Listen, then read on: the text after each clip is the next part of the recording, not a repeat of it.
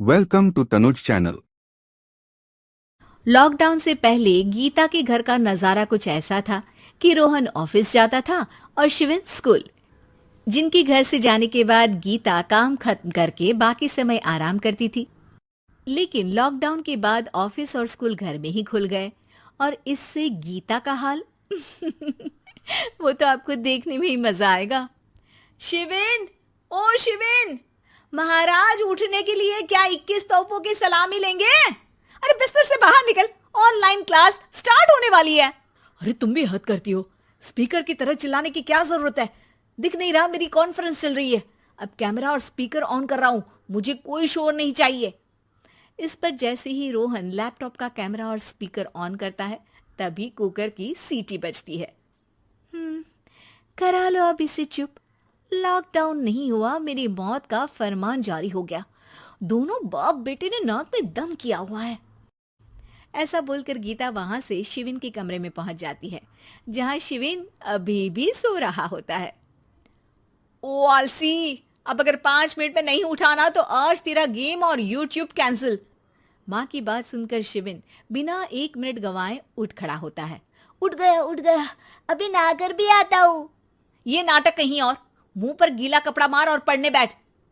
शिविन की online class start हो जाती है, जिस पर गीता उसे वहां बिठाकर रसोई में चली जाती है। थोड़ी देर में उसे कमरे से कुछ आवाज सुनाई देती है, जिसे सुनकर वो कमरे में वापस आती है। हाय राम, तुझे क्लास अटेंड करने के लिए बोला था, कैमरा ऑफ करके बिस्तर पर नाचने के लिए नहीं बोला था। मम्मी मुझे कुछ समझ नहीं आ रहा, आप बाद में पढ़ा देना ना। वैसे भी अटेंडेंस तो लगी गई है। हाँ हाँ बेटा, जरूर बन जा। तू अभी से हम सबका बाप बन जा। अरे नहीं मतलब कहाँ से लाते हो इतना दिमाग, और पढ़ाई करते हुए ये चला कहाँ जाता है? नाइस क्वेश्चन, दिमाग से पूछकर बता दूंगा। शिविन की बातों से परेशान होकर गीता उसे मारने के लिए जैसे ही आगे बढ़ती है तभी वो कमरे से बाहर भाग जाता है। अब शिविन आगे आगे और गीता हाथ में चप्पल पकड़े उसके पीछे पीछे पूरे घर में दोनों घूम रहे होते हैं। इसी बीच वो रोहन के पास पहुंच जाता है और शिविन को मारने वाली चप्पल रोहन के लैपटॉप पर जाकर गिरती है। ओए माँ! मम्मी, अब पापा को चप्पल मार रही हो? वो आज तक के रिपोर्टर, चुपचाप जाकर क्लास अटेंड कर ले, नहीं तो अगली तेरे पीछे लगेगी। इस पर शिविन वहां से चला जाता है, जिसके बाद रोहन गीता से कहता है, इस सर्कस के लिए कुछ बोलना चाहोगी? अरे क्या करूं, जब से तुम दोनों घर में रहने लगे हो घर अपने आप ही सर्कस बन गया है और मैं तुम्हारी नौकर। कभी बेटी को संभालो तो कभी बाप के नखरे उठाओ।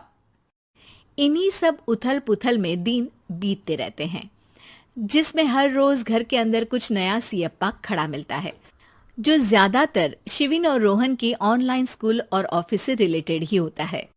एक सुबह, शिविन चल उठ, आज की क्लास जल्दी है। कैमरा ऑफ करके आप अटेंड कर लो। अरे ऐसे छित्तर पड़ेंगे, दादी नानी सब एक साथ याद आ जाएंगी। गीता की लाख मशक्कतों के बाद क्लास तो खत्म हो जाती है, लेकिन उसके बाद शिविन फोन इस्तेमाल करते हुए इंस्टाग्राम रील बनाने लगता है। रसोड़े में कौन था? तुम थी, मैं थी, कौन था? कौन था?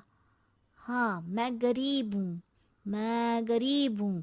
अरे ओ गरीब के बेटे, आजा, मैं बनाती हूँ तुझे गरीब। मैं बताती हूँ रसोड़े में कौन था। पढ़ाई करने बोलो तो इनकी माँ मर जाती है और ये पागलपंतियां जितनी मर्जी करा लो। गीता शिविन को डांट रही होती है, तभी रोहन बीच में बोल पड़ता है।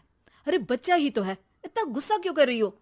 बेटे का साथ देने की इसी एक कोशिश में अब शिविन के साथ साथ रोहन भी गीता के गुस्से की सूली पर चढ़ जाता है।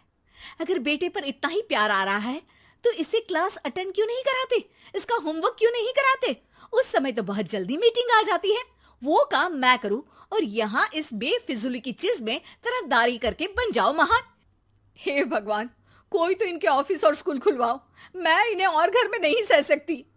अरे कुछ और मांग लेती, क्योंकि तुम्हारी ये विश इस साल तो पूरी होने से रही, कोरोना। हाय नास बेटे ने जिंदगी ही बर्बाद कर दी। खाए कोई पचाए कोई, कल मुझे चुन चुन कर सबको मेरी बद्दुआ लगेगी। उन्होंने दुनिया का और इन बाप बेटे दोनों ने मेरा जीना मुश्किल कर दिया। गीता वहां से चली जाती है। जिसके बाद रोहन शिविन से कहता है, अरे तुम्हारी मम्मी इतनी भड़की हुई क्यों है? आपकी वजह से पूरा समय घर में रहते हो और उस पर कोई काम कराने की जगह बस ऑर्डर देते रहते हो। अच्छा बेटे, सारा इल्जाम मुझ पर? पूरा दिन तो वो तुम पर ही चिल्लाती है। हाँ, मतलब दोनों का 50-50 है, कुछ करना पड़ेगा। वो कहते ना, make the best out of worst. I have an idea. वैसे तुम्हारी माँ सही कहती है, बहुत जुबान चलाने लगे हो, कम बोला करो। अगली सुबह रोहन और शिविन अपनी गलती को सुधारने के लिए गीता के उठने से पहले घर का आधा काम खत्म कर देते हैं, जिसे देखकर गीता खुश हो जाती है और फिर बाकी बचा काम वो तीनों मिलकर पूरा कर लेते हैं। जिसके बाद अब वो सब मिल बांट कर हर काम में एक दूसरे की मदद करते हुए लॉकडाउन का मजा लेने लगते हैं।